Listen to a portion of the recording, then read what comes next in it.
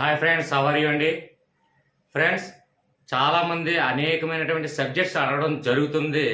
దయచేసి ఇక్కడ చూడండి, మీరు హవిషా షోరిషా అని ఛానల్ నేమ్ టైప్ చేసి స్పేస్ ఇచ్చి మీకు ఏ సబ్జెక్ట్ అయితే ఆ సబ్జెక్ట్, మ్యాథ్స్ అయితే మ్యాథ్స్, తెలుగు అయితే తెలుగు, సోషల్ అయితే సోషల్, ఏ సబ్జెక్ట్ అయితే ఆ సబ్జెక్ట్, మెంటల్ ఎబిలిటీ అయితే మెంటల్ ఎబిలిటీ, జీకే అయితే జీకే అని టైప్ చేసి స్పేస్ ఇచ్చి మళ్ళీ ప్లేలిస్ట్ అని టైప్ చేసి సెర్చ్ చేస్తే అందులో ఉన్నటువంటి మీకు కావాల్సినటువంటి సబ్జెక్ట్ కానీ కంటెంట్ కానీ అందులో క్లియర్గా ప్లేలిస్ట్ లో ఎక్స్ప్లెయిన్ చేయడం జరిగింది. దయచేసి గమనించండి. ఆ సబ్జెక్ట్ చెప్పండి, ఈ సబ్జెక్ట్ చెప్పండి అని అడుగుతున్నారు. అన్ని సబ్జెక్టులు కూడా ప్లేలిస్ట్ లో ఒకసారి మీరు చెక్అవుట్ చెక్ చేసినట్టే మీకు ఈజీగా కనిపిస్తుంది. ఇక డైరెక్ట్ గా టాపిక్ లోకి వెళ్లే ముందు ఫ్రెండ్స్, చాలా మంది అడుగుతున్నారండి, ప్రతి కాంపిటేటివ్ ఎగ్జామ్ లో కూడా మనకి రాజ్యాంగం నుంచి వచ్చినటువంటి ఒక బిట్ ఉందండి. అదేంటంటే చూడండి, ఇక్కడ ఇతర దేశాల రాజ్యాంగాల నుండి మన రాజ్యాంగం ఏ విషయాల్ని మనం గ్రహించడం జరిగింది అనేది టాపిక్ మీద అనేక కాంపిటేటివ్ ఎగ్జామ్స్ లో ఇవ్వడం జరుగుతుంది. ఇది చాలా వరకు ఏంటంటే ఫ్రెండ్స్, చాలా మంది కన్ఫ్యూజ్ అవుతారండి. అంటే ఏది అమెరికా రాజ్యాంగం స్వీకరించాము, ఏది కెనడా రాజ్యాంగం స్వీకరించాము, అలాగే ఏది ఇంగ్లాండ్ రాజ్యాంగం, ఇలాగా వివిధ దేశాలైనటువంటి ఆ దేశ రాజ్యాంగాల నుండి మనం ఏదైతే ఏ విషయాలను గ్రహించామో అవి గుర్తు పెట్టుకోకుండా సింపుల్ గా లాజిక్ గా తెలుసుకుందామండి. ప్రతిదానికి కూడా నేను ఆలోచించే విధానం ఎప్పుడు కూడా తమ్నెల్ ఏదైతే పెట్టానో దానికి అనుగుణంగానే నా లాజిక్స్ అనేది మీకు ఎక్స్ప్లెయిన్ చేయడం జరుగుతుంది. ఇక డైరెక్ట్ టాపిక్ వెళ్దాం friends. Okay friends, continue. Friends, direct గా టాపిక్ లోకి వెళ్ళినట్లయితే ఇక్కడ చూడండి, మనకి రష్యా రాజ్యాంగం నుండి ఏవైతే అంశాలు ప్రధానంగా మన రాజ్యాంగాన్ని స్వీకరించామనేది ఒక లాజికల్ గా గుర్తు రావాలి. ఓకే ఫ్రెండ్స్, చాలా మంది కన్ఫ్యూజ్ అవుతారండి. ఇవన్నీ కంఠస్థ పెట్టి చాలా మంది కన్ఫ్యూజ్ అయిపోయి ఒకటికి ఇంకొక రాజ్యాంగాన్ని పెట్టడం జరుగుతుంది. కాబట్టి ఇందులో ఉన్నటువంటి లాజిక్ ని మాత్రమే గమనించండి. ఓకే ఫ్రెండ్స్, ఇక్కడ చూడండి, ఒక ఎగ్జాంపుల్ చెప్తాను చూడండి. లాజిక్స్ కొన్ని సందర్భాల్లో సింక్ అయి ఉండొచ్చు, కొన్ని సందర్భాల్లో సింక్ అవ్వకపోవచ్చు. మనకి ఎగ్జామ్ హాల్లో ఖచ్చితంగా ఆ లాజిక్ గుర్తు రావాలి. అదొక్కటే కాన్సెప్ట్ మైండ్ లో పెట్టుకోండి. ఓకే ఫ్రెండ్స్, ఇక్కడ చూసుకున్నట్లయితే రష్యా రాజ్యాంగం నుంచి మనం ఏ విషయాలు అయితే మన రాజ్యాంగాన్ని స్వీకరించడం జరిగిందంటే ముఖ్యంగా ప్రాథమిక విధులు. ఓకే ఫ్రెండ్స్, అయితే దీన్ని ఎలా లాజికల్ గా మనం గుర్తు పెట్టుకోవాలి ఫ్రెండ్స్, ఒక చిన్న స్టోరీ వినండి. మనకి చాలా వరకు వినే ఉంటారు ఫ్రెండ్స్, అమెరికా రాజ్యాంగానికి, అమెరికా ప్రభుత్వానికి కానీ రష్యా ప్రభుత్వానికి కానీ చిన్న వ్యత్యాసం ఉందండి. ఎప్పుడైనా గమనించే ఉంటారు, రష్యా గవర్నమెంట్ ఎప్పుడు కూడా ప్రతి ఇంటికి కూడా ఒక గవర్నమెంట్ ఉద్యోగం నెలకొల్పాలనే ఉద్దేశంతో రష్యా గవర్నమెంట్ మొత్తం గవర్నమెంట్ పరిపాలనే కొనసాగుతూ ఉంటుంది. అమెరికా ప్రభుత్వం మొత్తం కూడా ప్రైవేటీకరణకే ఎక్కువగా మద్దతు ఇవ్వడం జరుగుతుంది. ఓకే ఫ్రెండ్స్, ఆ విషయం చాలా మందికి తెలిసి ఉండొచ్చు, తెలియపోవచ్చు. అందులో ఎస్పెషల్ ఏంటంటే రష్యా గురించి మనం తెలుసుకున్నట్లయితే రష్యా గవర్నమెంట్ లో ఖచ్చితంగా ప్రతి ఇంటికి ఒక గవర్నమెంట్ ఉద్యోగి విధి నిర్వహించాలి అనే ఒక కాన్సెప్ట్ తో రష్యా గవర్నమెంట్ ఎప్పుడూ ఆలోచిస్తుందండి. ఆ విషయం చాలా మందికి పేపర్ చదివిన వాళ్ళకి, పేపర్ లో భూభ్రమణంలో కానీ అందులో పేపర్ చదివే నాలెడ్జ్ ఉన్న వాళ్ళకి ఆటోమేటిక్ ఈ చిన్న సింపుల్ గా విషయం అనేది చాలా మందికి తెలిసే ఉండొచ్చు. కాబట్టి ఈ లాజికల్ గా మనకు ఆ లాజిక్ కూడా గుర్తించుకోండి. ఇక్కడ నేను చెప్పే లాజిక్ కూడా అది కరెక్ట్ గా సింక్ అయిందండి. వాస్తవమే నేను చెప్పాను. రష్యా గవర్నమెంట్ ప్రతి ఇంటికి కూడా గవర్నమెంట్ ఉద్యోగం విధి కల్పించాలి అనే తాపత్రయంతో రష్యా గవర్నమెంట్ ఎప్పుడు ఆలోచిస్తూ ఉంటుంది. అదే ఒక లాజిక్ మనం తీసుకున్నట్లయితే ఇక్కడ రష్యా గవర్నమెంట్ ప్రాథమిక విధులు అని మైండ్ పెట్టుకోండి. విధులు అంటే గవర్నమెంట్ ప్రతి ఒక్క ఇంటికి కూడా గవర్నమెంట్ ఉద్యోగం అయి ఉండాలి, అంటే ఉద్యోగం కల్పించాలి. అలాగే ప్రాథమిక విధులు అంటే ఉద్యోగం అంటే ఏంటంటే విధులు, ప్రతి ఒక్క ఇంటికి కూడా విధులు అనేది నిర్వర్తించడానికి ఒక గవర్నమెంట్ ఉద్యోగం అనేది నెలకొల్పుతాది. అదే కాన్సెప్ట్ లో చూసుకున్నట్లయితే అందులో ఇక్కడ చూడండి, విధులు అనే టాపిక్ వచ్చేసరికి వెంటనే నేను చెప్పినటువంటి ఈ logical story, original story and logical story కూడా మీకు అక్కడ ఎగ్జామ్ హాల్లో గుర్తొస్తే చాలు. ఇచ్చినటువంటి ఆబ్జెక్ట్స్ లో కన్ఫ్యూజ్ అవుతారు. అంటే ఇందులో ఉన్నటువంటి ఆబ్జెక్ట్స్ మనకి తెలుగులో చూసుకున్నట్లయితే ప్రతి దానికి ఒక లాజిక్ పెట్టడం కానీ, లేదంటే దానికి సింక్ అవడం, లేదంటే ఏదో కోడ్ పెట్టడం జరిగింది. ఇక్కడ ఉన్నటువంటి అంటే ఇక్కడ మనకి రష్యా, అమెరికా, అలాగే కెనడా, ఐర్లాండ్ ఇవన్నీ ఇవ్వడం జరుగుతుంది.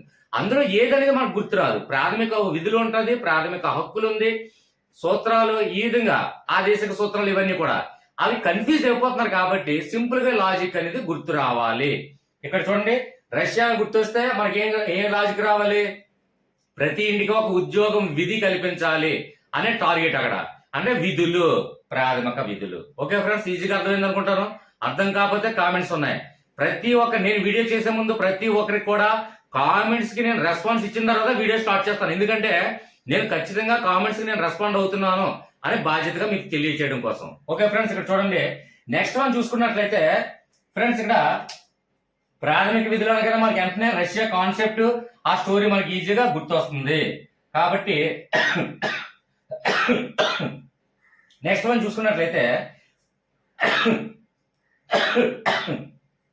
ఏ అంశాలంటే ప్రాథమిక విధులను రష్యా రాజ్యాంగం నుంచి మనం స్వీకరించాము.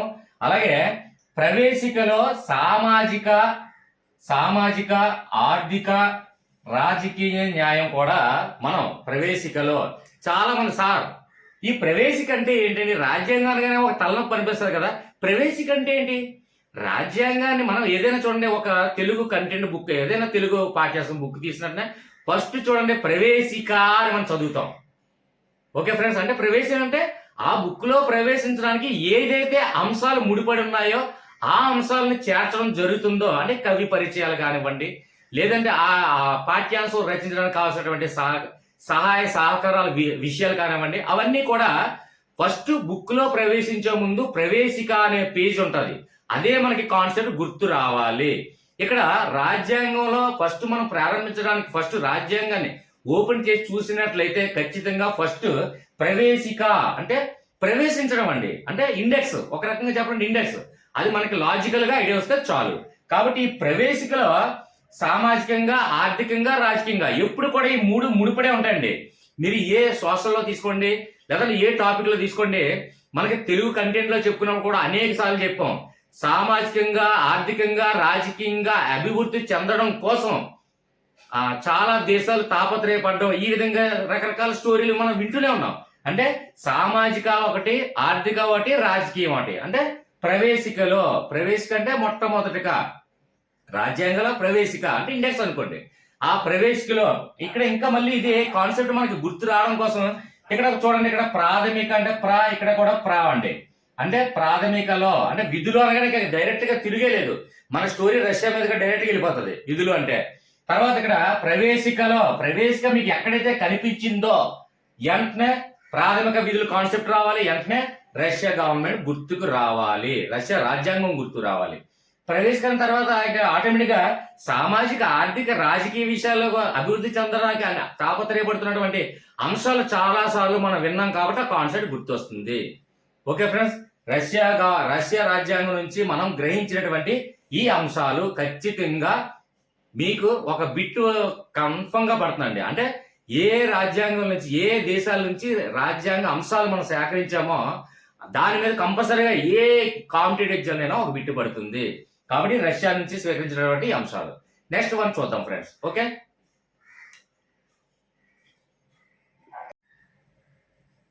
ఫ్రెండ్స్, నెక్స్ట్ వన్ చూద్దాం. ఇక అమెరికా రాజ్యాంగం నుంచి స్వీకరించబడినటువంటి అంశాల గురించి తెలుసుకుందాం అండి. ప్రతిదీ కూడా లాజిక్ అంటే లాజిక్స్ అయినా చూపిస్తానండి. ఒక్క ఫ్యూ మినిట్స్ నా మీద కాన్సన్ట్రేషన్ చేయండి ఫ్రెండ్స్.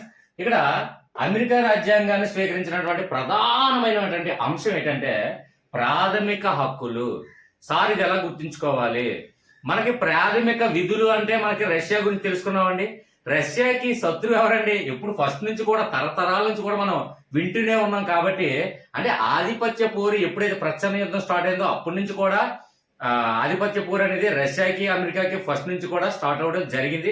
ఆ విషయం మనకు అందరికీ తెలిసిందే. కాబట్టి ఇక్కడ రష్యా గురించి మనం తెలుసుకున్నట్లయితే విధుల గురించి తెలుసుకున్నాం, అది ఎలాగో కాన్సెప్ట్ విన్నాం. కాబట్టి రష్యా విధులైతే ఏమవుతుంది? దాని శత్రువు. కాబట్టి అమెరికా అది ప్రాథమిక హక్కులు, అంతే గుర్తు పెట్టుకోండి. అక్కడ రష్యా విధులు తీసుకుంది కాబట్టి అమెరికా హక్కులు తీసుకుంది. ఇదే లాజిక్ మనకు గుర్తొస్తే చాలు. ఏమో ఫ్రెండ్స్? Okay, next one. స్వత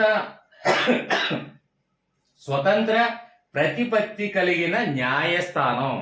చాలా మంది వినే ఉంటారు ఫ్రెండ్స్, మనం పేపర్లో కానీ ఇప్పుడు ప్రెసెంట్ ఉన్నటువంటి అమెరికా అధ్యక్షుడి కాక ముందు చూడండి, డొనాల్డ్ ట్రంప్ గారి అధ్యక్షతలో అనేక సార్లు చాలా సార్లు బ్యాడ్ రిమార్క్స్ అంటే పర్సనల్ ఇష్యూస్ మీద కోర్టుకి చాలా మంది వెళ్ళడం జరిగింది. ఆ కోర్టుకి భయపడి డొనాల్డ్ ట్రంప్ అనేక రకాలుగా చాలా ప్లాన్లు వేయడం జరిగింది. ఇది పేపర్లో చూసే ఉంటాం, అలాగే న్యూస్ ఛానల్లో కూడా మనం చూసే ఉంటాం. అంటే కోర్టుకి భయపడడం జరుగుతుంది. డొనాల్డ్ ట్రంప్ అనేది అంత అమెరికా అధ్యక్షుడు అయినప్పటికీ కూడా కోర్టుకి మనకి అంత భయపడుతూ, అంత లీగల్ ఇష్యూస్ అంటే పర్సనల్ ఇష్యూస్ అన్ని బయటకు వస్తుందేమో, కోర్టును డిస్మిస్ చేస్తుందేమో అని భయపడుతూ డొనాల్డ్ ట్రంప్ అనేక విధమైనటువంటి చాలా ప్రయత్నాలు కొనసాగించడం జరిగింది. ఆ టాపిక్ వినే ఉంటారు. ఆ టాపిక్ ఖచ్చితంగా కాన్సెప్ట్ గుర్తొస్తే మనకు చాలు. అంటే అక్కడ ఆ విషయంలో చూసినట్టయితే కోర్టుకి కూడా భయపడ్డారంటే స్వయంగా ఇక్కడ చూడండి, ఇక్కడ స్వతంత్ర ప్రతిపత్తి అంటే పవర్స్ అండి, స్వతంత్రంగా ఇండివిజువాలిటీ పవర్స్. కాబట్టి స్వతంత్ర ప్రతిపత్తి కలిగిన న్యాయస్థానం అంటే అక్కడ అధ్యక్షుడు అయినప్పటికీ కూడా న్యాయస్థానం స్వతంత్రంగా ఒక పవర్స్ అనేది అది కలిగి ఉంది. కాబట్టి ఇక్కడ న్యాయస్థానం ఏదైతే మనకి డొనాల్డ్ ట్రంప్ ఈ కాన్సెప్ట్ మనకు గుర్తొచ్చిందో ఖచ్చితంగా స్వతంత్ర ప్రతిపత్తి కలిగిన న్యాయస్థానం. దీంట్లో చాలా మంది అర్థం కాక ఈ పదాలు బాగా క్లిష్టంగా ఉన్నాయి, చదవడం మానద్దు అనిపిస్తుంది. అండి ఏం లేదండి, స్వతంత్రంగా అంటే ఇండివిజువల్ గా, ప్రతిపత్తి అంటే పవర్స్ అండి, అంటే పవర్స్. వేరే ఒకరు ఆజ్ఞ చేస్తే ఆ ఆజ్ఞను పాటించవలసిన నెసెసిటీ లేదు అని అర్థం అంతే.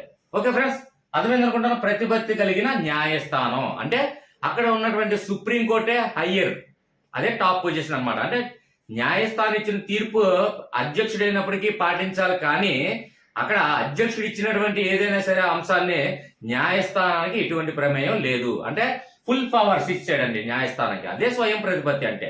ఓకే ఫ్రెండ్స్, స్వతంత్రంగా పవర్స్ ని కలిగి ఉండవు స్వయం ప్రతిపత్తి. కొందరికి తెలియని వాళ్ళకి క్లియర్ గా ఎక్స్ప్లెయిన్ చేయడం కోసమే, అవి కూడా మాకు తెలియదని కొందరు ఉంటారు ఫ్రెండ్స్. డెఫినెట్ గా తెలిసి ఉండొచ్చు, తెలియపోయిన వాళ్ళకి ఎక్స్ప్లెనేషన్ ఇస్తున్నాను. ఓకే, లాగ్ అనుకోకండి ఫ్రెండ్స్. ఓకే ఫ్రెండ్స్, ఇక్కడ అర్థమైంది అనుకుంటాను. అంటే మన సుప్రీం కోర్టుకు ఉన్నటువంటి మనకు హయ్యర్ అథారిటీస్ ఏదైనా పవర్స్ ఏదైనా మనం స్వయంగా ప్రతిపత్తి కల్పించామో అది అమెరికా రాజ్యాంగం నుంచి మనం స్వీకరించాము అనే విషయాన్ని మనకి వచ్చేస్తే చాలు. ఓకే ఫ్రెండ్స్, నెక్స్ట్ వన్ చూడండి. ఇక్కడ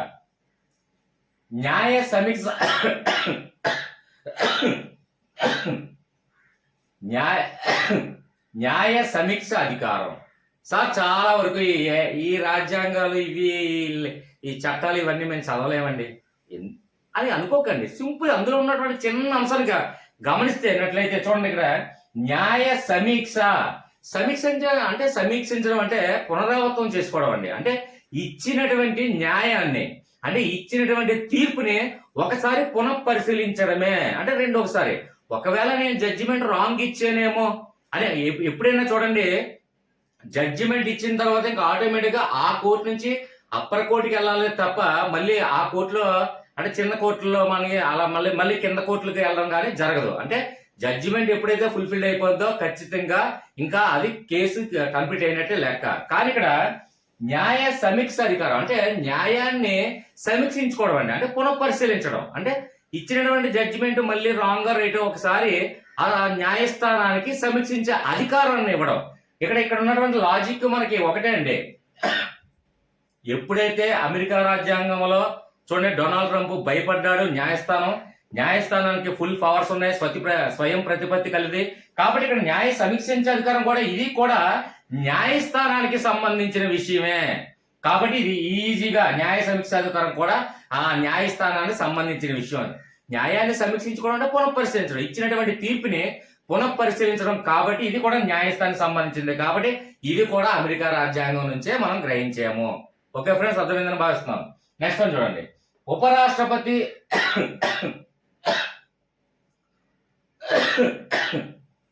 ఉపరాష్ట్రపతి రాజ్యసభకు చైర్మన్ గా వ్యవహరించడం. చాలా వరకు ఇక్కడ మనకి అధ్యక్షుడు అంటే మన రాజ్యాంగంలో చూసుకున్నట్లయితే రాష్ట్రపతి అంటాం, లేదా ప్రెసిడెంట్ అంటాం, లేదా అధ్యక్షుడు అంటాం. అయితే అధ్యక్షుడు అనే మాట వినేటప్పటికి ఖచ్చితంగా అమెరికా అధ్యక్షుడు అందరికీ గుర్తొస్తుందండి. ఎందుకంటే ఇప్పుడు ప్రస్తుత పరిణామంలో అగ్రదేశమైనటువంటి అధ్యక్ష తరహా ప్రభుత్వం అని చాలా మంది వినే ఉంటారు. అధ్యక్ష తరహా ప్రభుత్వం ఎగ్జాంపుల్ అమెరికా. కాబట్టి ఇక్కడ అధ్యక్షుడు అంటే రాష్ట్రపతి అండి. రాష్ట్రపతి అంశాలు కానీ ఉపరాష్ట్రపతి అంశాలు కానీ మళ్ళీ ఇందులోనే ఈ టాపిక్ లోనే మనకి రావాలి. ఓకే ఫ్రెండ్స్, లాజిక్ అర్థమైందా? అంటే న్యాయస్థానం టాపిక్ వచ్చినట్టే కొన్ని బట్టి పట్టకుండా సింపుల్ గా లాజిక్స్ మనకు అక్కడ ఆబ్జెక్టివ్ చూసినట్టే మాకు ఆ కాన్సెప్ట్ ఐడియా వస్తే చాలు ఫ్రెండ్స్. అయితే ఇక్కడ చూడండి, ఇక్కడ న్యాయస్థానం కానీ న్యాయస్థానానికి ఉన్నటువంటి సమీక్ష అధికారం కానీ ఈ పవర్స్ మొత్తం అంటే ఒక న్యాయస్థానానికి ఇచ్చినటువంటి పవర్స్ మొత్తం కూడా అమెరికా రాజ్యాంగాన్ని స్వీకరించాం.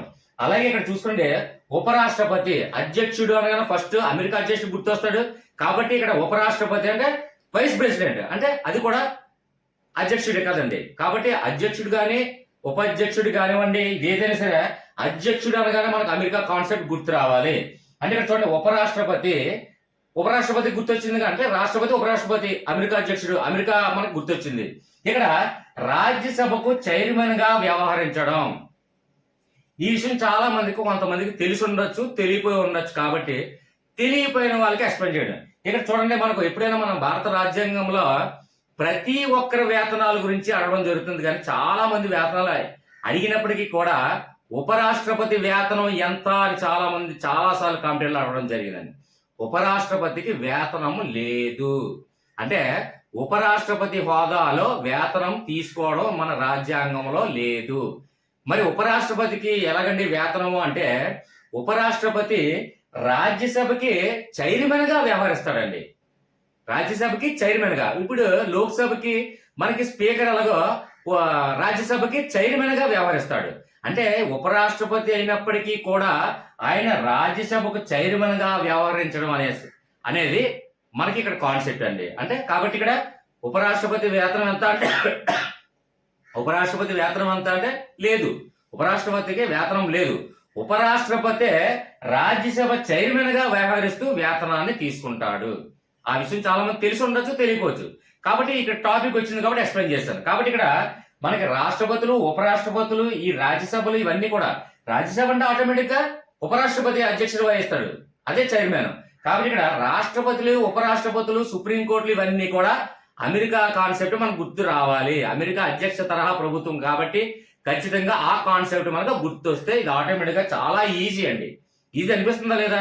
ఇవన్నీ అంశాలు కంఠస్థ పెట్టాలంటే ఇది చూడండి, స్వయం ప్రతిపత్తి కలిగిన న్యాయస్థానం అమెరికా, ఇవన్నీ ఎలా కంఠస్థ పెడతామండి? ఇన్ని అంశాలు ఎలా కంఠస్థ పెట్టడానికి అవుతుందండి? కాబట్టి ఇందులో ఉన్నటువంటి చిన్న లాజిక్ మనకు అర్థమైతే సింపుల్. ఇందులో ఏమీ లేదు ఫ్రెండ్స్, కావాలని చూడండి. ఫస్ట్ అక్కడ హక్కులు అది కామన్, ఎందుకంటే అక్కడ రష్యాకి మనం వ్యతిరేకంగా అక్కడ విధులు అయితే ఇక్కడ హక్కులు కామన్. తర్వాత ఇక్కడ న్యాయస్థానం ఉన్నటువంటి పవర్స్, అలాగే ఇక్కడ రాష్ట్రపతి అధ్యక్ష తరహా ప్రభుత్వం కాబట్టి రాష్ట్రపతులు ఉపరాష్ట్రపతులకు సంబంధించిన విషయాలు, అలాగే ఇక్కడ తీసుకున్నట్టయితే ఉపరాష్ట్రపతులు తొలగింపడం కానీ ఆ విధంగా రాష్ట్రపతిని తొలగించడం కానీ ఇలాంటి అంశాలన్నీ కూడా ఇందులో ఉన్నాయి. అంటే ఈ రాజ్యాంగంను మనం స్వీకరించామని ఈజీగా మనకి ఐడియా వచ్చేస్తుంది. ఓకే ఫ్రెండ్స్, ఇక్కడ చూడండి, ఇక్కడ ఉపరాష్ట్రపతి తొలగింపు ఎప్పుడైతే మనకు అధ్యక్షుడు అనగానే ప్రెసిడెంట్, అలాగా రాష్ట్రపతి అంటాము. అలాగే రాష్ట్రపతులకు ఉపరాష్ట్రపతుల గురించి టాపిక్లన్నీ కూడా అమెరికా రాజ్యాంగం నుంచి మాక్సిమం స్వీకరించాలని ఒక చిన్న మినిమం ఆలోచన మీకు వస్తే ఆటోమేటిక్ గా బిట్టు మీరు పెట్టేసినట్టే. ఓకే ఫ్రెండ్స్, ఇక్కడ చూడండి, ఇక్కడ ఉపరాష్ట్రపతి గురించి మాట్లాడుకున్నాం. అలాగే ఉపరాష్ట్రపతిని తొలగించే విధానం కూడా అమెరికా రాజ్యాంగం నుంచి స్వీకరించాం. Continue friends.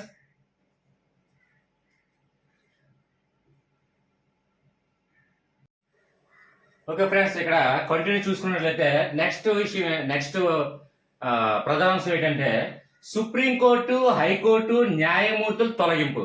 ఆల్రెడీ న్యాయ వ్యవస్థ అంటే సుప్రీంకోర్టుకి ఇచ్చినటువంటి గురించి ఏదైనా అంశం వచ్చిందంటే ఆటోమేటిక్ అది అమెరికా రాజ్యాంగం అనేది ఒక చిన్న లాజిక్ మీకు అర్థమయ్యే ఉండిపోద్ది. కాబట్టి ఇక్కడ సుప్రీంకోర్టు హైకోర్టు న్యాయమూర్తులు ఎలా తొలగిస్తారు ఆ పద్ధతులన్నీ కూడా ఈ అమెరికా రాజ్యాంగం నుంచి మనకు గ్రహించబడింది. ఆటోమేటిక్ గా కాన్సెప్ట్ మీకు అర్థమైపోతే ఈజీగా ఇలా లాజిక్స్ అన్ని కూడా మీకు చాలా ఈజీ. అంటే పలానా టాపిక్ అంటే ఆ టాపిక్ ఆ రాజ్యాంగం నుంచి స్వీకరించామని ఒక ఐడియా రావాలి ఫ్రెండ్స్. ఓకే, నెక్స్ట్ చూడండి, ఇక్కడ రాష్ట్రపతి మహాభియోగ తీర్మానం అంటే చూడండి, రాష్ట్రపతిని మహా అభియోగ తీర్మానం ద్వారా రాష్ట్రపతిని తొలగించడం జరుగుతుంది. సారీ ఫ్రెండ్స్, కొంచెం కోల్డ్ అండ్ లైట్ ఫీవర్, దానివల్ల కొంచెం దగ్గు వస్తుంది. ఓకే ఫ్రెండ్స్, ఇక్కడ చూడండి, రాష్ట్రపతిని మహాభియోగ తీర్మానం. చాలా వరకు మహాభియోగ తీర్మానం అంటే ఏంటంటే తెలియని వాళ్ళకి, కొంతమందికి అభియోగ తీర్మానం అనేది కొంచెం తెలిసే ఉండొచ్చు. కాబట్టి ఇది ఏంటంటే చిన్న తెలుసుకుందాం ఫ్రెండ్స్, అంటే ఇంకా బాగా ఎక్కువగా మనకి గుర్తు రావడం కోసం. రాష్ట్రపతిని మహాభియోగ తీర్మానం. ఈ తీర్మానం అంటే అమ్మ ఇదేదో చాలా కష్టమైందేమో అని అనిపించవచ్చు కొందరికి. ఎందుకు తెలియని వాళ్ళకి భయం అనేది ఒకటి ఏర్పడుతుంది. ఈ రాజ్యాంగంలో మహాభియోగ తీర్మానం ఇవన్నీ చదవడం తప్ప ఈ మహాభియోగ తీర్మానం అంటే ఏంటనే తెలుసుకున్నట్లయితే మనం ఏది కూడా కంఠస్థ పెట్టడం అవసరం లేదు. ఇక్కడ చూడండి, చూడండి ఫ్రెండ్స్, ఇక్కడ మహా అంటే ఎక్కువగా అని అర్థం. అభియోగం, మహాభియోగ, దీన్ని సంధి విడ తీసుకుంటే ఈజీగా అర్థమైపోతుంది. మహా ప్లస్ అభియోగం. అక్కడ చూడండి, అభియోగం అంటే నింద మోపడం అంటే అది వాస్తవమైనప్పటికీ జరిగిందో అది వాస్తవమో అబద్ధమో నిజమో ఏదో మొత్తానికి ఒకరి మీద అభియోగం ఏర్పడడం, అంటే ఒకరి మీద నిందను చూపిస్తూ వారిని తీర్మానం అంటే తొలగించడం.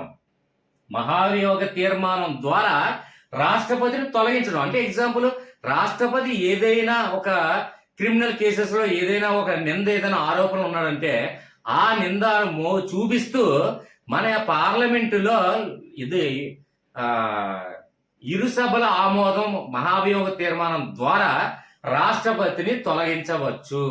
ఆ విషయాలు తెలిసే ఉంటుంది. కాబట్టి మహాభియోగ తీర్మానం అంటే అది అభియోగం చూపిస్తూ, అభియోగం తన మీద మోపుతూ తనని తొలగించడమే ఈ మహాభియోగ తీర్మానం. ఆటోమేటిక్ గా రాష్ట్రపతి కాన్సెప్ట్ అనేది మనకి ఎక్కడ వచ్చేసిందండి? అమెరికా రాజ్యాంగమే, ఇక తిరుగులేదు. న్యాయ వ్యవస్థ కానివ్వండి, రాష్ట్రపతులు ఉపరాష్ట్రపతులు సంబంధించిన అంశాలు కానివ్వండి, మ్యాక్సిమం అమెరికా రాజ్యాంగంలోనే ఉండొచ్చు అనే ఒక ఆలోచన మీకు రావాలి. ఓకే ఫ్రెండ్స్, ఇక నెక్స్ట్ వన్ చూడండి, దేశ పాలన దేశ అధ్యక్షుడి పేరు మీదే జరిగే విధానం. సార్, ఈ దేశ పాలన అధ్యక్షుడి పేరు మీద ఏంటండి? కొంతమంది డౌట్స్ రావచ్చండి. ఎందుకంటే కొందరికి ఇప్పుడు మ్యాథ్స్ స్టూడెంట్స్, సైన్స్ స్టూడెంట్స్ ఉంటారు, వాళ్ళకి ఆర్ట్స్ మీద కమాండింగ్ ఉండదు కాబట్టి వాళ్ళకి కొన్ని చిన్న ఆలోచన. సార్, ఇక్కడ దేశ పాలన మొత్తం దేశ అధ్యక్షుడి పేరు మీదే విధానం అంటే ఏంటండి అని అడగచ్చు, ఆలోచన రావచ్చు. అది తెలిస్తేనే కదండి మెయిన్. మనకి లాజిక్స్ అయినా ఏం తెలియాలన్నా ముందు అందులో ఉన్నటువంటి సారాంశం, కాన్సెప్ట్ ఈజీగా మనకు తెలియాలండి. తెలిస్తే లాజిక్ అర్థమవుతుంది.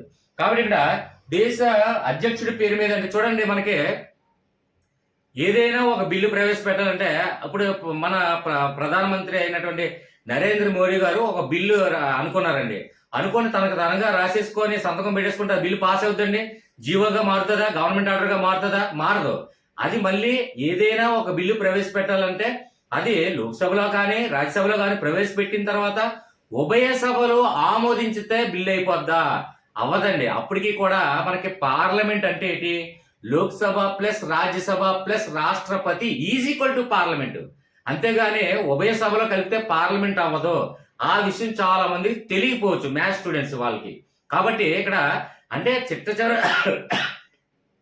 చివరగా ఏదైనా ఒక బిల్లు పాస్ అవ్వాలంటే ఉభయ సభలో ఆమోదించిన తర్వాత తదనంతరం చిట్ట చివరగా రాష్ట్రపతి వద్దకి వెళ్తుంది. రాష్ట్రపతి ఎప్పుడైతే సైన్ చేస్తాడో అది గవర్నమెంట్ ఆర్డర్ గా మారుతుంది. అంటే రాష్ట్రపతి సైన్ చేసిన తర్వాత అది జియోగా మారుతుంది. కాబట్టి ఏ అంశాలైనా సరే, ఏదైనా సరే, మొత్తం అన్ని కూడా రాష్ట్రపతి పేరు మీదకే మనకి దేశ పరిపాలన అనేది కొనసాగుతూ ఉంది, ప్రధానమంత్రి కాదు. అది గమనించండి. కాబట్టి ఇదే కాన్సెప్ట్ మీద దేశ పరిపాలన మొత్తం కూడా అధ్యక్షుడి పేరు మీద. అందుకే ఇంకొక విషయం, ఇంకొక లాజిక్ ఏంటంటే మన రాష్ట్రపతిని నామమాత్రపు అధికారం అంటాం. పవర్స్ మొత్తం అన్ని అంటే ప్రధానమంత్రి అంటే చూడండి, పరిపాలించే అడ్మినిస్ట్రేషన్ మొత్తం ప్రధానమంత్రి చేతిలో ఉంది. కేవలం ఒక ఇంట్లో సైన్ చేయడానికి మాత్రమే రాష్ట్రపతి సంతకం అడుగుతున్నాము. కాబట్టి రాష్ట్రపతిని నామమాత్రపు అధికారి అని కూడా మన రాజ్యాంగంలో మనం అనుకుంటూ ఉంటాం. ఓకే ఫ్రెండ్స్, కాబట్టి అమెరికా రాజ్యాంగం నుంచి స్వీకరించిన అంశాలు క్షుణ్ణంగా పరిశీలించామంటాం. డౌట్ వస్తే కామెంట్ రూపంలో తెలియజేయండి. నా కామెంట్స్, నా వీడియోస్ మొత్తం చెక్ చేయండి. ఒక్కరికి కూడా కామెంట్ నేను రెస్పాండ్ అవ్వకుండా లేదు. యూట్యూబ్ లో అనేక వీడియోలు చూస్తున్నారు, కావాలంటే చూడండి, కామెంట్లు తెలియజేయండి అని చెప్తారు, కానీ అవన్నీ ఎంటీగానే ఉంటాయి. ఎవ్వరు కూడా రెస్పాన్స్ ఇవ్వరు. నేను మాత్రం ప్రతి ఒక్కరికి కూడా కామెంట్ రెస్పాన్స్ ఇస్తున్నాను. Continue class.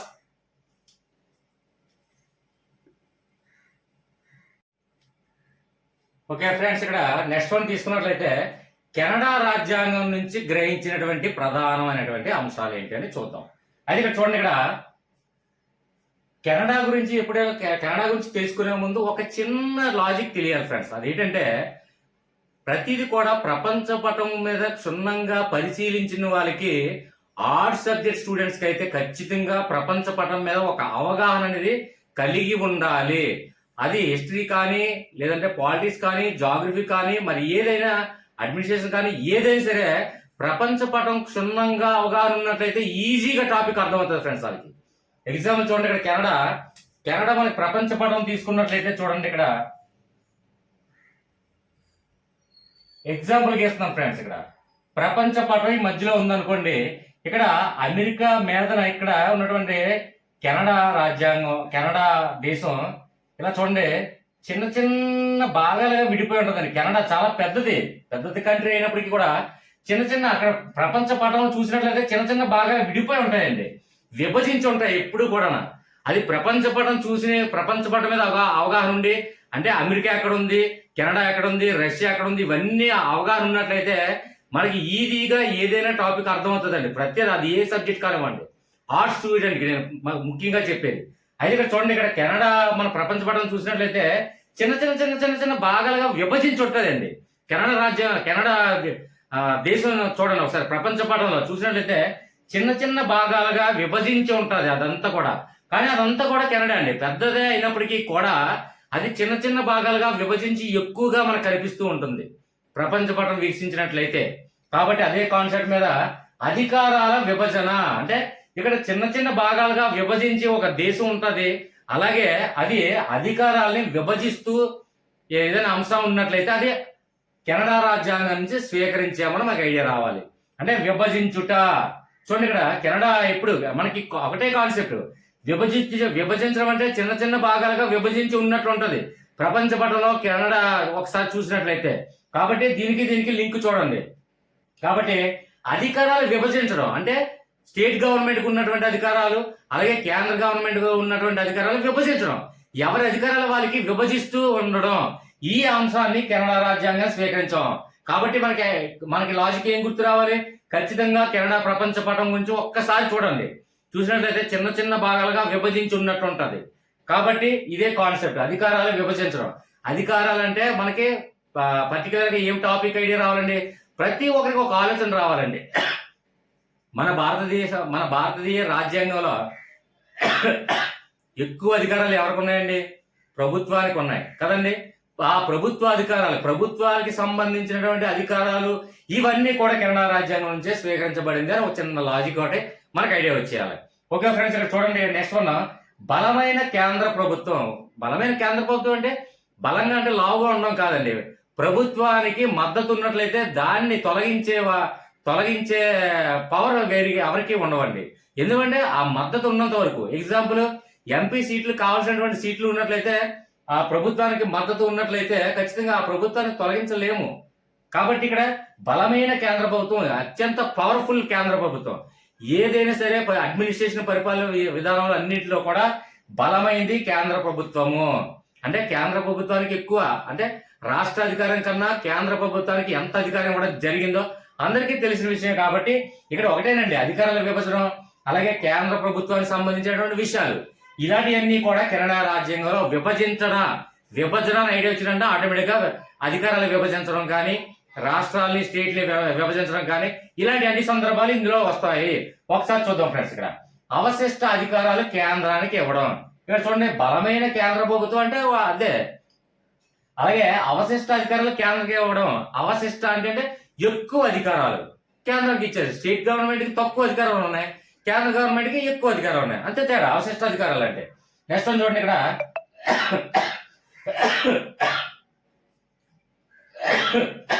ఇక్కడ నెక్స్ట్ వన్ చూడండి ఫ్రెండ్స్. ఇక్కడ ఒక్క ఫ్యూ సెకండ్స్ నా మీద కాన్సన్ట్రేట్ చేయండి.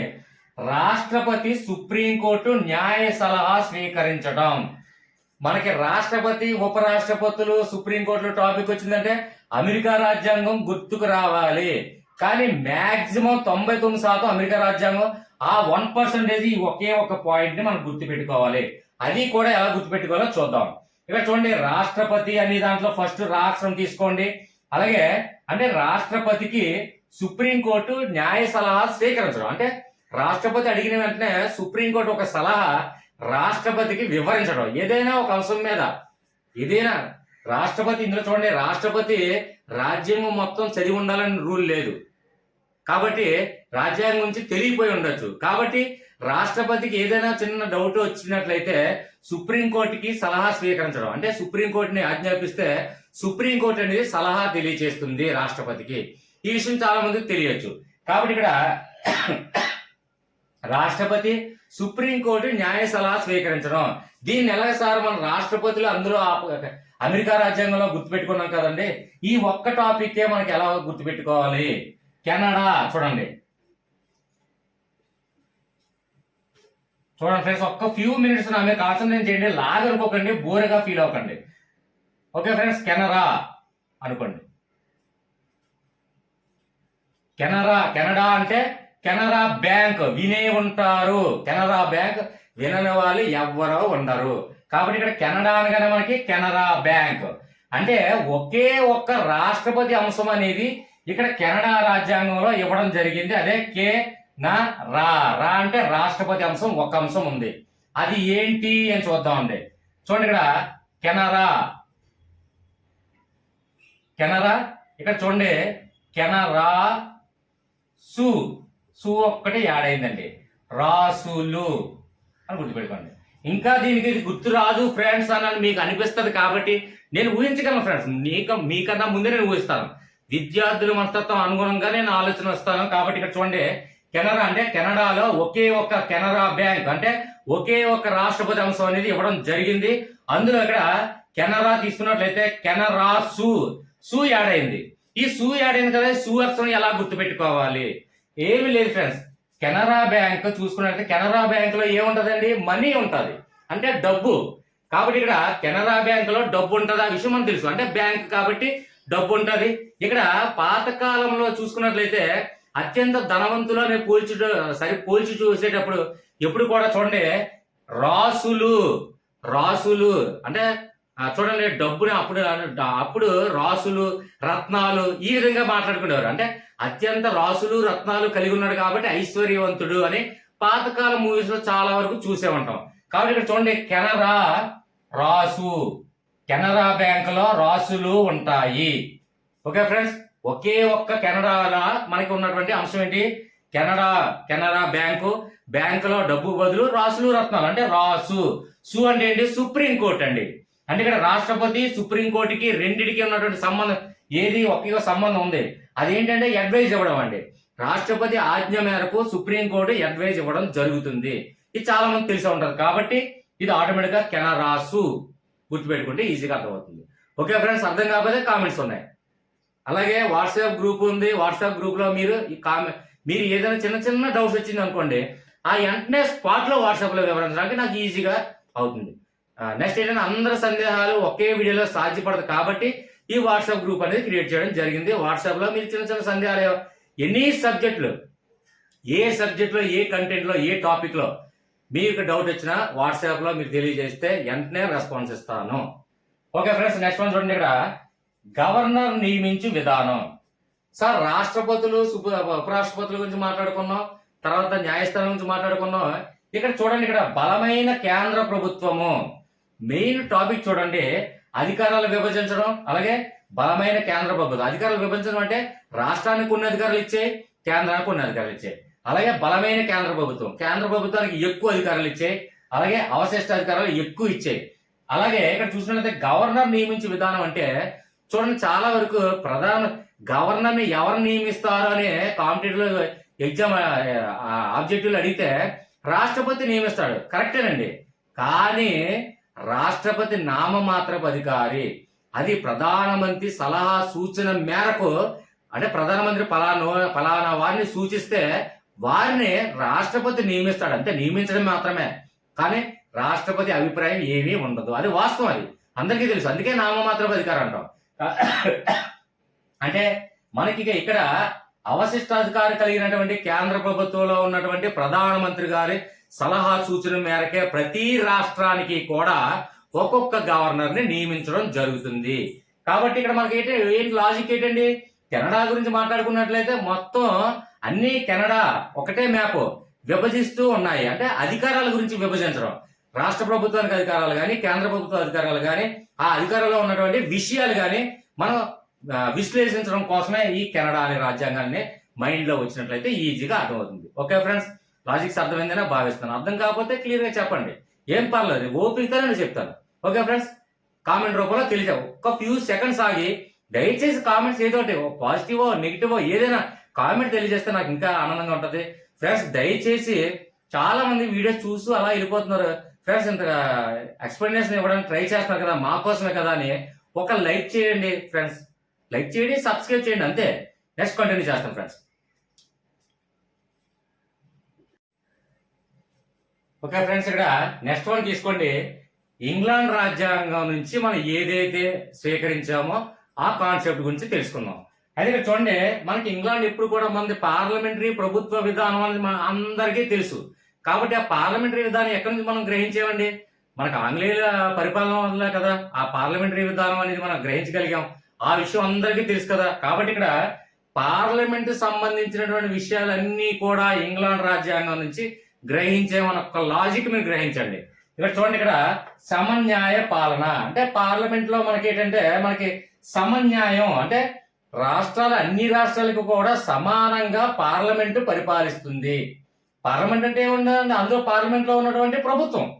కాబట్టి ప్రభుత్వం దృష్టిలో పార్లమెంట్ దృష్టిలో మనకి అన్ని రాష్ట్రాలు కూడా సమానమే. కాబట్టి సమానమైనటువంటి న్యాయపాలన ఇది పార్లమెంట్ కి సంబంధించినటువంటి విషయం. కాబట్టి ఇంగ్లాండ్ లోనే గ్రహించండి. నెక్స్ట్ వన్ చూడండి, క్యాబినెట్ తరహా పార్లమెంటరీ వ్యవస్థ. పార్లమెంటరీ వ్యవస్థే మనం ఇంగ్లాండ్ నుంచి గ్రహించాం. ఇంకా పార్లమెంట్ గురించి ఏదైతే అంశాలు ఉన్నాయో క్యాబినెట్, క్యాబినెట్ అంటే ఏంటంటే మంత్రిమండలి. కాబట్టి మంత్రిమండలి మొత్తం పార్లమెంట్ వ్యవహారం చూసుకుంటుంది. కాబట్టి పార్లమెంట్ కి సంబంధించిన వ్యవహారమే. కాబట్టి ఇది కూడా ఇంగ్లాండ్ రాజ్యాంగమే, మనకు ఐడియా వచ్చేయాలి. తర్వాత ఇందులో చూడండి, స్పీకరు హోదా, విధులు, డిప్యూటీ స్పీకరు, కాగు.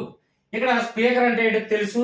అలాగే స్పీకర్ తాలూకు విధులు అంటే ఆ స్పీకర్ ఉన్నటువంటి పవర్స్ కానీ విధులు కానీ అవన్నీ కూడా.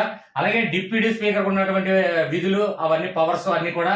నెక్స్ట్ ఇక్కడ కాగ్ అంటే ఏమిటి, చాలా మంది తెలియని వాళ్ళు ఉండొచ్చండి. మ్యాథ్స్ స్టూడెంట్స్ వాళ్ళకి, సైన్స్ స్టూడెంట్ కాగ్ అంటే తెలియచ్చు. అంటే కంట్రోలర్ అండ్ ఆడిటర్ జనరల్ అంటే పార్లమెంట్ వ్యవహారాలు అన్ని కూడా లెక్కల ఆడిట్ ఎప్పుడైతే చూడండి సిఓజీ అని చూడండి. సిఓజీ అంటే controller and auditor, CAG controller and auditor general. Audit ఎప్పుడైతే వచ్చిందో, ఆడిట్ అంటే ఏంటంటే లెక్కల ఖర్చులు వివరాలు ఇవన్నీ కూడా చూసుకోవడం, ఆడిట్ జరగడం. ఆ విషయం అందరికీ తెలిసే ఉంటది. కాబట్టి ఇక్కడ కంట్రోలర్ అండ్ ఆడిటర్ జనరల్ అంటే పార్లమెంట్ కి అయ్యే ఖర్చులు మొత్తం కూడా ఇవన్నీ చూసుకుంటారని ఒక చిన్న ఆలోచన పెట్టుకోండి. అంటే కాగ్ అంటే అంతకు మించి ఏం కాదు. కాబట్టి ఈ కాగ్ అనేది తెలియని అందరికీ కూడా పార్లమెంట్ వ్యవహారాల లెక్కలన్నీ కూడా వివరించుకొని క్షుణ్ణంగా పరిశీలించే అధికారి అని అనుకోండి, సిఓజీ. కాబట్టి ఆడిట్ సిఏజీ. కాబట్టి ఇక్కడ ఏ అంటే ఆడిట్, అదొకటే మైండ్లో పెట్టుకోండి. ఏ అంటే ఆడిట్, పార్లమెంట్ వ్యవహారాలన్నీ కూడా ఆడిట్ వ్యవహారాలన్నీ చూసుకుంటాడు. అంతే, అంతకు మించి ఎక్కువ అవసరం లేదు ఫ్రెండ్స్. కాబట్టి అది తెలుసుకున్నాం. కాబట్టి ఇది కాగ్ అంటే ఏంటో తెలిసింది. కాబట్టి ఇది మొత్తం కూడా అంటే కొన్ని సందర్భాల్లో ఎగ్జామ్ లో మనకి కాగ్ అంటే కంట్రోలర్ అండ్ ఆడిటర్ జనరల్ అనే విషయాన్ని ఏ దేశం నుండి గ్రహించామని అడిగితే కాగ్ అంటే తెలియపోవచ్చు. అలాంటి విద్యార్థులకు, మ్యాథ్స్ కాని విద్యార్థులకు, ఆర్ట్స్ స్టూడెంట్ వాళ్ళకి ఆల్రెడీ తెలుసు. కాబట్టి మ్యాథ్స్ స్టూడెంట్ వాళ్ళకి నేను ఎక్స్ప్లెయిన్ చేశాను, బోర్ అనుకోకండి. అంటే ఇక్కడ చూడండి, స్పీకర్ కానివ్వండి, విధులు కానివ్వండి, డిప్యూటీ స్పీకర్ కానివ్వండి, కాగ్ ఇవన్నీ కూడా పార్లమెంట్ కి సంబంధించిన అంశం. కాబట్టి ఇంగ్లాండ్కే మన ఓటు. ఓకే ఫ్రెండ్స్, గుర్తొచ్చిందంటే ఏ టాపిక్, ఏ అంశాలు, ఏ రాజ్యాంగం నుంచి, ఏ దేశం నుంచి మన ఇంపార్టెన్స్ గ్రహించగలిగామో ఆటోమేటిక్ గా ఇందులో ఉన్నటువంటి కొత్త అంశం ఏదైనా మనం చదవలేదు పడినప్పటికీ కూడా ఒక మినిమం ఆలోచన అనేది మీకు రావాలి. అధ్యక్ష తరహా సంబంధించిన విషయాలు, అమెరికా రాజ్యాంగం, పార్లమెంట్ సంబంధించిన విషయాలన్నీ, ఇవి విభజించే అధికారాలన్నీ కూడా కెనడా రాజ్యాంగం. సింపుల్ లాజిక్స్ అర్థం. అందులో ఎన్ని అంశాలు ఉన్నప్పటికీ కూడా ఇవన్నీ కూడా కంఠస్థ పెట్టడం అవసరం లేదు ఫ్రెండ్స్. సింపుల్ గా ఈ ఉన్నటువంటి ఇందులో ఉన్నటువంటి సారాంశాన్ని గ్రహించి అది లాజికల్ గా మనం గుర్తు పెట్టుకుంటే చాలు. ఓకే ఫ్రెండ్స్, పెన్ కానీ పేపర్ కానీ ఏమీ యూజ్ చేయకుండా మొత్తం ఇవన్నీ కూడా ఈజీగా మీకు ఐడియా రావాలి ఫ్రెండ్స్, అదే నా తాపత్రయం. ఓకే ఫ్రెండ్స్, నెక్స్ట్ వన్ చూడండి. అటార్నీ జనరల్ మొదలగు పదవులు. అటార్నీ జనరల్ అంటే చాలా వరకు తెలియపోయి ఉండొచ్చు, అంటే ఎస్పెషల్లీ మ్యాథ్స్ సైన్స్ స్టూడెంట్స్ వాళ్ళకి. అటార్నీ జనరల్ అంటే ఏంటంటే ప్రభుత్వం తరపున పార్లమెంట్ విషయంలో తరపున కానీ సుప్రీంకోర్టులో ఏదైనా సరే న్యాయపూరితమైనటువంటి ఏదైనా విచారణ కొనసాగించడానికి ఒక అధికారి, అంటే ప్రభుత్వం తరపున కానివ్వండి, అంటే ప్రభుత్వం తరపున ఒక అడ్వకేట్ అనుకోండి. సింపుల్ గా మనకి లాజిక్ వస్తే లాజిక్ తెలిస్తే చాలు. కాబట్టి ఇంకేదా డెప్త్ విషయం కావాలంటే కామెంట్ రూపంలో తెలిసి డెప్త్ గా చెప్తాను, ఎక్స్ప్లెయిన్ చేస్తాను. ఇందులో ఉన్నటువంటి పదవులు పార్లమెంట్ ఏంటి, పార్లమెంట్ లో ఉన్న పదవులు అన్ని కూడా ఎక్స్ప్లెయిన్ చేస్తాను. డెప్త్ కొద్దు మనకి సింపుల్ టాపిక్ ఏంటంటే ఇక్కడ అటార్నీ జనరల్ అనేది పార్లమెంట్ సంబంధించిన విషయాలన్నీ కూడా ప్రభుత్వం తరపున ఏంటంటే న్యాయం అంటే సుప్రీంకోర్టులో కానివ్వండి లేదంటే ఏ కోర్టులో అడగడానికి ఉపయోగపడే ఈ అధికారం అనుకోండి, అంతకుమించి ఎక్కువ అవసరం లేదు. Okay friends, next one. అంటే ఇది కూడా అటార్నీ జనరల్ పదవి కూడా పార్లమెంట్ సంబంధించిన విషయం కాబట్టి ఇంగ్లాండ్ సంబంధించిన విషయం. అంతే మనకు లాజిక్ స్టోరీ అర్థం అవ్వాలి, అందులో లాజిక్ అర్థం అవ్వాలి. ఇక్కడ చూడండి, బిల్లుల ఆమోద విధానం. బిల్లులు అంటే ఏదైనా గవర్నమెంట్ ఆర్డర్ జీవోగా పాస్ అవ్వాలంటే ఖచ్చితంగా ఉభయ సభలో ఆమోదం చెందితే అప్పుడు బిల్లు పాస్ అయిన లెక్క. బిల్లు ఆమోదం పొందడం అంటే లోక్సభలో బిల్లు ప్రవేశపెట్టాం, అది ఆమోదం పొందింది, తర్వాత మళ్ళీ రాజ్యసభకి వెళ్ళింది, తర్వాత మళ్ళీ అక్కడ రాష్ట్రపతి సైన్ అయింది, అప్పుడు ఆమోదం పొందింది అంటాం బిల్లుని. అదే విధంగా ఇక్కడ బిల్లుల ఆమోదం విధానం అంటే ఏంటంటే పార్లమెంట్ సంబంధించిన విధానం కదా, అంటే లోక్సభలో రాజ్యసభలో ప్రవేశపెడతారో అది ఆమోదం పొందుతుంది, కాబట్టి ఇది పార్లమెంట్ సంబంధించిన విషయము అని మనకు గ్రహించాం, అంటే ఇంగ్లాండ్. నెక్స్ట్ చూడండి, ఇక్కడ శాసన విధానం, శాసనసభ శాసన విధానాలు ఇవన్నీ కూడా పార్లమెంట్ సంబంధించిన అంశాలే, కాబట్టి ఇవన్నీ కూడా ఇంగ్లాండే. అంటే ఇచ్చినటువంటి ఆబ్జెక్ట్ లో మనం చూడండి, క్షుణ్ణంగా పరిశీలించండి. అది దేనికి సంబంధించినవి, ఈ అధికారం కానీ లేకపోతే ఈ న్యాయ సమీక్ష అధికారం కానీ లేకపోతే పవర్స్ కానీ విధులు కానీ దేనికి సంబంధించిందని గ్రహించండి. గ్రహించిన తర్వాత ఆ రాజ్యాంగానికి ఆ దేశానికి లింక్ అనేది ఆల్రెడీ లాజిక్ చెప్పడం జరిగింది. Okay friends, next continue. Next one చూడండి ఫ్రెండ్స్, ఇక్కడ ఆస్ట్రేలియా రాజ్యాంగం నుంచి ఏం గమనించాము, ఏం స్వీకరించాము, ఏం గ్రహించాము. ఇక్కడ చూడండి, చాలా సింపుల్ లాజిక్ అండి. చూడండి, ఆస్ట్రేలియాకి మెయిన్ లాజిక్ ఏంటని మనకు తెలియాలండి. ఆస్ట్రేలియా ఒకే ఒక, అంటే చూడండి, ఆస్ట్రేలియా దేశం మరియు ఖండం, అంటే ఉమ్మడిగా ఒకే దేశం ఒకే ఖండంగా ఉన్నటువంటి ఏకైక దేశం ఆస్ట్రేలియా. అంటే ఉమ్మడిగా అంటే రెండు కలిసి ఉండడం. అంటే ఇక్కడ చూడండి, ఆస్ట్రేలియా అనేది దేశము మరియు ఖండం కూడా అదొక్కటే ఉంది కాబట్టి ఉమ్మడి అనే లాజిక్ మీరు గ్రహించండి. అంటే ఇక్కడ చూడండి, ఇక్కడ ఉమ్మడి జాబితా సంబంధించినటువంటి అంశాలన్నీ కూడా ఆస్ట్రేలియా రాజ్యాంగం నుంచి స్వీకరించాము. అంటే ఉమ్మడి కాన్సెప్ట్ అంటే ఏంటండి, ఇక్కడ ఆస్ట్రేలియా అనగానే ఉమ్మడి అనగానే మనకేంటి, ఒకే దేశం ఒకే ఖండం అయినటువంటి ఏకైక దేశం కూడా ఇదే. అంటే ఆస్ట్రేలియా ఖండము అంటాము, ఆస్ట్రేలియా దేశం కూడా అంటాం, కాబట్టి అది చాలా మందికి తెలిసే ఉండొచ్చు. కాబట్టి ఉమ్మడి జాబితా సంబంధించినటువంటి ఏదైనా ఉమ్మడిగా సంబంధించినటువంటి అంశాలన్నీ కూడా ఆస్ట్రేలియా రాజ్యాంగం నుంచి స్వీకరించామని ఒక్క లాజిక్ గమనించండి. ఇక్కడ చూడండి, ఇక్కడ ఉమ్మడి జాబితా అంశాలు. నెక్స్ట్ అలాగే ఉభయ సభల సంయుక్త సమావేశం. ఈ ఉభయ సభల సంయుక్త సమావేశం అంటే ఏమిటి చిన్న తెలుసుకుందాం ఫ్రెండ్స్. ఉభయ సభలు అంటే పార్లమెంట్ లో ఉన్నటువంటి లోక్సభ మరియు రాజ్యసభ ఉభయ సభలు అంటాం. కాబట్టి ఆ రెండు సభలు అంటే ఇక్కడ చూడండి, ఉమ్మడిగా అంటే లోక్సభ మరియు ఉమ్మడిగా రాజ్యసభ కలిసి ఉన్నాం. సంయుక్త సమావేశం, సంయుక్తంగా అంటే ఒకటిగా సమావేశం అవడం. అంటే ఏదైనా రాష్ట్రపతి ఒక చూడండి, మనకి స్వాతంత్రం వచ్చినప్పుడు కానీ లేదంటే గణతంత్ర రాజ్యాంగం రోజు కానీ అది జరుపుకునేటప్పుడు, రిపబ్లిక్ డే జరుపుకునేటప్పుడు రాష్ట్రపతి ఉభయ సభల్ని ఉద్దేశించి స్పీచ్ ఇవ్వడం జరుగుతుందండి. అంటే ఆ అధికారం రాష్ట్రపతికి ఉంది కాబట్టి లోక్సభని అలాగే రాజ్యసభని కూడా ఒక్క దగ్గర కూర్చోబెట్టి స్పీచ్ ఇవ్వడం జరుగుతుంది, ఉపన్యాసించడం జరుగుతుంది. కాబట్టి సంయుక్త సమావేశం అంటే ఇక్కడ చూడండి, ఉభయ సభలో సంయుక్తంగా ఒక సమావేశాన్ని ఏర్పరిచి దాన్ని ఉపన్యాసం ఇచ్చే అధికారం రాష్ట్రపతికి ఉంది. కాబట్టి ఇక్కడ ఒకటే మెయిన్ కాన్సెప్ట్ అండి, ఉభయ సభలో అంటే సంయుక్తం, అంటే ఉభయంగా అంటే ఉమ్మడిగా, ఉభయ సభలో, ఉమ్మడి సభలో అనే కాన్సెప్ట్. ఉమ్మడి జాబితా, ఉమ్మడి అంటే ఆస్ట్రేలియా గుర్తించేవాళ్ళు. ఓకే ఫ్రెండ్స్, నెక్స్ట్ చూడండి. స్వేచ్ఛ వాణిజ్య వ్యాపార చట్టాలు. ఇందులో ఉన్నటువంటి సారాంశం ఏమిటి? చూడండి, స్వేచ్ఛ వాణిజ్య వ్యాపార చట్టాలు.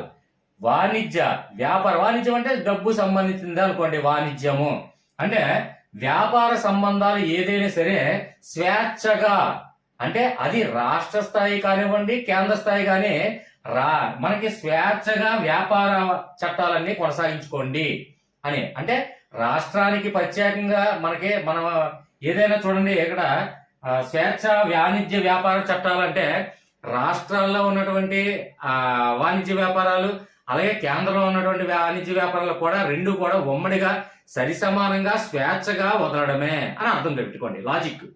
కాబట్టి ఇక్కడ స్వేచ్ఛ వాణిజ్య వ్యాపార చట్టాలు అంటే ఉమ్మడిగా, అంటే చూడండి ఇక్కడ state government plus central government, ఇది ఉమ్మడిగా స్వేచ్ఛగా వాణిజ్య వ్యాపారం చేసుకోండి అనే అంశాన్ని మనం ఉమ్మడిగా తీసుకున్నాం. కాబట్టి ఇది ఆస్ట్రేలియా గవర్నమెంట్. ఓకే ఫ్రెండ్స్, అర్థమైందని భావిస్తున్నాను. Next continue. ఓకే ఫ్రెండ్స్, ఇక్కడ నెక్స్ట్ వన్ తీసుకున్నట్లయితే జపాన్ రాజ్యాంగం నుంచి మనం గ్రహించినటువంటి విషయం ఏంటంటే, ప్రధానంగా ఇందులో చాలా ఇంపార్టెంట్ అండి. ఇది అనేక సార్లు అడగడం జరిగింది, అడగొచ్చు కూడా. కాబట్టి చూడండి, అత్యవసర పరిస్థితుల్లో కాలంలో జీవించే హక్కు రద్దు చేయకుండా ఉండటం. అంటే ఇప్పుడు చూడండి, అత్యవసర పరిస్థితులు మనకి చూడండి, ఆర్థిక అత్యవసర పరిస్థితి, అలాగే దేశ అత్యవసర పరిస్థితి, అలాగే రాష్ట్ర అత్యవసర పరిస్థితి, 3 అత్యవసర పరిస్థితులు ఉన్నాయి. అలాంటి అత్యవసర పరిస్థితులు ఏర్పరిచినప్పుడు కొన్ని హక్కులు మనకి పార్లమెంట్ అనేది తీసుకుంటాం జరుగుతుంది. కాబట్టి అందులో ప్రధానంగా జీవించే హక్కు రద్దు చేయకుండా, అంటే జీవించే హక్కును అది రద్దు చేయకుండా ఉంచాలి. అత్యవసర పరిస్థితి ఏర్పడినప్పటికీ కూడా జీవించే హక్కు ప్రతి ఒక్కరికి ఉండాలి అనే కాన్సెప్ట్ మాత్రం జపాన్ రాజ్యాంగం నుంచి స్వీకరించాం. ఇందులో ఉన్నటువంటి లాజిక్ ఎలా గుర్తుపెట్టుకోవాలి సార్? జపాన్ అనగానే మనకు వచ్చే ప్రధానమైనటువంటి అంశం ఏంటండి? అణుబాంబులు. ఓకే ఫ్రెండ్స్, అంటే జపాన్ చూడండి, 2వ ప్రపంచ యుద్ధంలో అణుబాంబు అనేది వేయడం జరిగింది అణుబాంబు జపాన్ మీద. కాబట్టి హిరోషిమా నాగసాకి పట్టణం మీద అణుబాంబులు వేస్తే అది అనేక లక్షల మంది ప్రాణ నష్టం జరిగింది. కాబట్టి ప్రాణం విలువ ఈ జపాన్ దేశం వాళ్ళకి బాగా తెలుసండి. అణుబాంబు గుండెల మీద వేయించుకుంది కాబట్టి అదే కాన్సెప్ట్ లో అలాంటి ప్రాణం విలువ తెలుసు కాబట్టి ఎలాగైనా సరే జీవించే హక్కు రద్దు చేయకూడదు అని తీర్మానించుకుందండి జపాన్. ఇదే కాన్సెప్ట్ లాజిక్ గుర్తొస్తే చాలు. Okay friends, next one. Okay friends, ఇక్కడ నెక్స్ట్ వన్ తీసుకున్నట్లయితే చూడండి, జర్మనీ రాజ్యాంగం నుంచి ఏం గమనించాము, ఏం గ్రహించాము అంటే చూడండి, ఇక్కడ అత్యవసర పరిస్థితి జర్మనీ నుంచే స్వీకరించడం జరిగిందండి. అంటే జర్మనీ రాజ్యాంగం నుంచే అత్యవసర పరిస్థితి అనేది మనం గ్రహించగలిగాము. అలాగే ఇక్కడ చూడండి, అత్యవసర పరిస్థితి ఏర్పడినప్పుడు ప్రాథమిక హక్కులు రద్దు చేయటం, ఈ 2 అంశాలు జర్మనీ నుంచే మనం గ్రహించగలిగాము. చూడండి, అత్యవసర పరిస్థితులు అంటే ఒకటి ఆర్థిక అత్యవసర పరిస్థితి, అలాగే దేశ అత్యవసర పరిస్థితి, అలాగే రాష్ట్ర అత్యవసర పరిస్థితి. అత్యవసర పరిస్థితులు ఏర్పడినప్పుడు ఆటోమేటిక్ గా ప్రాథమిక హక్కులు అనేది రిమూవ్ చేయడం జరుగుతుంది. ఇది మన అందరికీ తెలిసిన విషయమే. కాబట్టి ఈ 2 అంశాలని కూడా జర్మనీ నుంచే గ్రహించాము.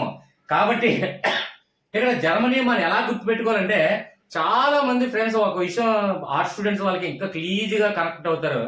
జర్మనీ అనేది చూడండి, జర్మనీ ఎప్పుడు కూడా మొదటి ప్రపంచ యుద్ధం ముందు జర్మనీ అనేది అగ్రదేశం అండి. అది అమెరికా కన్నా చాలా, అంటే అప్పుడు ఆ సందర్భంలో మొదటి ప్రపంచ యుద్ధ ఆ సందర్భంలో జర్మనీ అనేది ఒక అగ్రదేశంగా వెలుగొందుతూ ఉండేదండి. అలాంటి అగ్రదేశం కాస్త మొదటి ప్రపంచ యుద్ధంలో ఓడిపోయి తర్వాత ఆటోమేటిక్ గా గెలిచిన మిత్ర దేశాలు పంచుకుని దీన్ని వర్సేల్ సంధి ద్వారా దానికి చాలా బలహీనంగా ఉన్నటువంటి కండిషన్ తో జర్మనీని చాలా నాశనం చేయడం జరిగింది.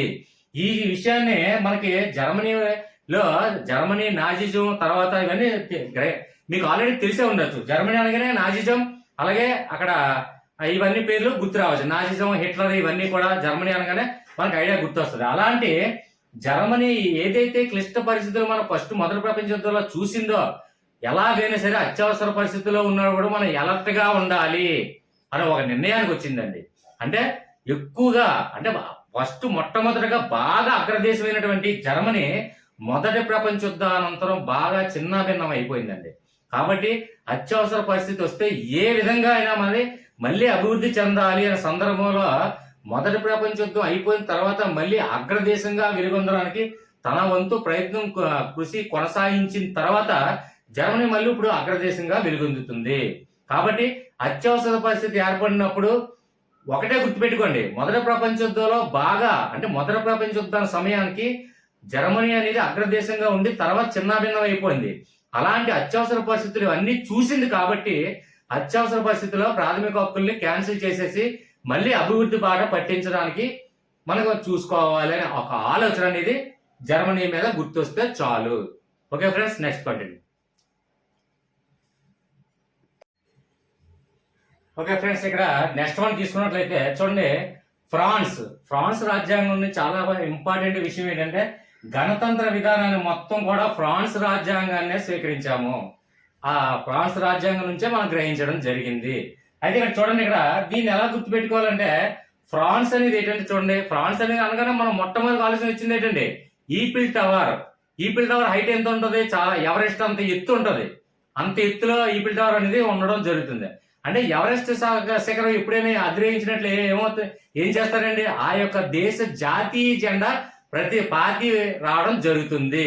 కాబట్టి ఇదే కాన్సెప్ట్, జాతీయ జెండా ఎప్పుడు పాతామండి, గణతంత్ర దినోత్సవం జరుపుకునేటప్పుడు ఆటోమేటిక్ గా ఇది జరుగుతుంది. కాబట్టి గణతంత్ర విధానం అంటే రిపబ్లిక్ డే రోజున మనం ఆటోమేటిక్ గా ఫ్లాగ్ హోస్టింగ్ చేసుకొని మనం జరుపుకుంటాం. కాబట్టి ఇక్కడ ఫ్రాన్స్ అనగానే ఈఫిల్ టవర్ అనగానే ఎవరెస్ట్ శిఖరం అధిరోహించామంటే అక్కడ జాతీయ జెండా పెడతాం. జాతీయ జెండా గుర్తొచ్చిందంటే ఖచ్చితంగా గణతంత్ర రాజ్యాంగం, రిపబ్లిక్ డే, గణతంత్ర దినోత్సవం జరుపుకుంటాం. కాబట్టి ఈ ఫ్రాన్స్ అనేది టాపిక్ గుర్తొస్తే ఆటోమేటిక్ గా నేను చెప్పిన ఈ స్టోరీ మీకు ఎగ్జామ్ లో గుర్తొస్తే చాలండి. ఓకేనా ఫ్రెండ్స్, నెక్స్ట్ సౌత్ ఆఫ్రికా తీసుకున్నట్లయితే సౌత్ ఆఫ్రికా రాజ్యాంగం నుంచి మనం చూడండి కొన్నిసార్లు ఇప్పుడు చూడండి రాజ్యసభ గురించి చెప్పుకోవడం జరిగింది, అలాగే రాజ్యాంగ సవరణలు ఇవన్నీ కూడా చెప్పుకోవడం జరిగింది. రాజ్యసభ గురించి ఆల్రెడీ డిస్కస్ చేసాం. కానీ ఇందులో ఒక 2 టాపిక్లు మాత్రమే సౌత్ ఆఫ్రికా నుంచి చాలా ప్రధానంగా ఇవ్వడం జరుగుతుంది. అదేంటంటే సౌత్ ఆఫ్రికాలో రాజ్యసభ సభ్యుల ఎన్నిక, అంటే రాజ్యసభలో ఉన్నటువంటి సభ్యుల ఎంపీని ఎలా ఎన్నుకుంటారు అంటే కొందరు ప్రత్యక్షంగా పరోక్షంగా ఇవన్నీ ఎన్నుకునే విధానం ఉంది కదండి. అదే విధంగా ఇక్కడ నెక్స్ట్ వన్ చూసినట్లయితే రాజ్యాంగ సవరణ విధానం, అంటే రాజ్యాంగంలో పొందపరిచినటువంటి అంశాలు ఏదైనా సవరించడం, అంటే మళ్ళీ మార్పులు చేర్పులు. అదే సవరణలు అంటే కష్టమేం కాదండి. కాబట్టి ఇక్కడ ఇది ఈజీగా గుర్తుపెట్టుకోవాలి. సౌత్ ఆఫ్రికాకి 2 అంశాలు ప్రధానంగా గుర్తుపెట్టుకోవాలి. కాబట్టి ఇక్కడ చూడండి, సౌత్ ఆఫ్రికాలో ఫస్ట్ అక్షరం సౌ తీసుకోండి. ఇక్కడ చూడండి మొట్టమొదటి అక్షరం రా, అలాగే ఇక్కడ సా తీయండి, రా సా, అలాగే ఇక్కడ రా తీయండి, ఇక్కడ సా తీయండి. చూడండి ఫస్ట్ సౌతో కలపండి, సౌరాస. ఇక్కడ కూడా సేమ్ సౌరాస. అంటే సౌత్ ఆఫ్రికా గురించి ప్రధానంగా ఈ 2 అడుగుతారు. కాబట్టి ఆబ్జెక్టివ్ లో మనం చూసినట్టే ఈజీ గుర్తు వస్తుంది. సౌరాస అంటే సౌరాష్ట్రంలో చూడండి, గుజరాత్ రాష్ట్రంలో సౌరాష్ట్రం అనేది ఒక ప్రాంతం యొక్క పేరండి. చాలా మంది వినుండొచ్చు, వినకపోయచ్చు. సౌరాష్ట్ర అంటారు, సౌరాష్ట్ర అది గుజరాత్ లో ఉన్నటువంటి ఒక ప్రాంతం యొక్క పేరు. అందుకే సౌరాస. ఈ 2 టాపిక్లు మనకి ఈజీగా అక్కడ లాజిక్ గుర్తొస్తే మనకు చాలు. ఓకే ఫ్రెండ్స్, అర్థమైందనే భావిస్తున్నాను. అర్థం కాకపోతే కామెంట్ రూపంలో తెలియచేయండి. అలాగే వాట్సాప్ గ్రూప్ లో మీ సందేహాలు ఏదున్నా సరే వెంటనే తక్కువ సమయంలోనే ఎక్స్ప్లెయిన్ చేయడం జరుగుతుంది. ఎందుకంటే ప్రతి ఒక్కరి సందేహాలు, ప్రతి ఒక్కరి సబ్జెక్టులు కూడా ఒకే వీడియోలో సాధ్యపడదు. చాలా మంది ఎక్కువగా వాట్సాప్ గ్రూప్ లో పోలింగ్ పెట్టడం జరుగుతుంది. అందులో పోలింగ్ లో ఎక్కువ శాతం ఏ సబ్జెక్టు, ఏ టాపిక్, ఏ కంటెంట్ మీద ఓట్లు అవుతుందో అది ఎక్కువ పర్సంటేజ్ వస్తే ఆ వీడియో మీద చేయడం జరుగుతుంది.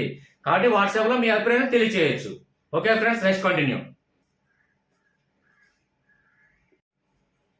ఓకే ఫ్రెండ్స్, ఇక చాలా ఇంపార్టెంట్ అండి.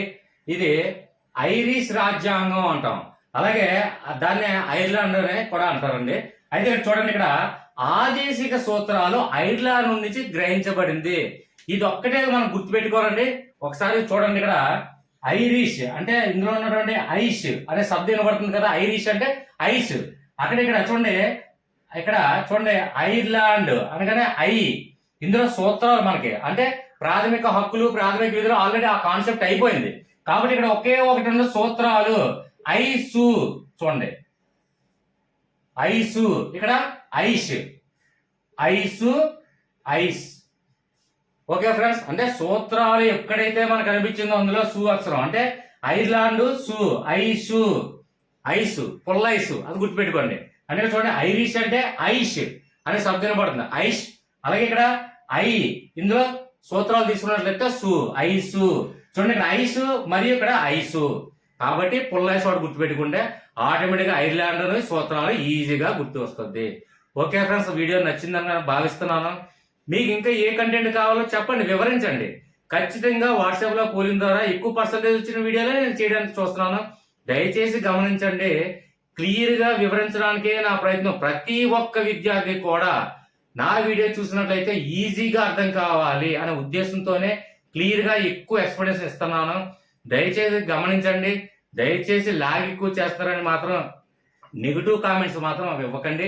మీరు పాజిటివ్ కామెంట్స్ ఇస్తే ఇంకా ఉత్సాహంగా మరిన్ని వీడియోలతో మరిన్ని ముందుకు వస్తాను. వచ్చే ముందు ఫ్రెండ్స్ దయచేసి అవి చెప్పండి ఇవి చెప్పండి ఆకలి చెప్పండి అంటున్నారు. దయచేసి ఛానల్ నేమ్ టైప్ చేయండి, స్పేస్ ఇవ్వండి. అలాగే తెలుగు అయితే తెలుగు, ఇంగ్లీష్ అయితే ఇంగ్లీష్, సోషల్ అయితే సోషల్, మ్యాథ్స్ అయితే మ్యాథ్స్ అని టైప్ చేయండి. స్పేస్ ఇచ్చి ప్లేలిస్ట్ అని టైప్ చేస్తే అందులో ఉన్నటువంటి వీడియోలు ఏవైతే అప్లోడ్ చేయడం జరిగిందో అవన్నీ కూడా వీక్షించండి. ఇక దయచేసి ఒక్క ఫ్యూ సెకండ్స్ ఆగి లైక్ చేయడం మాత్రం మర్చిపోకండి ఫ్రెండ్స్. చాలా మంది వేలల్లో చూస్తున్నారు కానీ లైక్ బటన్ నొక్కే అంత సమయం కూడా లేదా ఫ్రెండ్స్. దయచేసి లైక్ చేయండి, అలాగే సబ్స్క్రైబ్ చేయడం మాత్రం మర్చిపోకండి. సబ్స్క్రైబ్ చేయడం వల్ల ఏ కొత్త వీడియో సింపుల్ లాజిక్ తో చెప్పినా సరే అది మీకు ఈజీగా నోటిఫికేషన్ ద్వారా తెలియపరుస్తుంది. కాబట్టి అక్కడ సబ్స్క్రైబ్ చేసుకున్న తర్వాత బెల్ ఐకాన్ మీద ఆల్ నోటిఫికేషన్ లో పెట్టుకోండి. ప్రతి నోటిఫికేషన్ కూడా నేను ఏ సమాధానం ఇచ్చినా సరే మీకు వచ్చేస్తుంది. Okay friends, thank you very much. Next వీడియోతో చూద్దాం.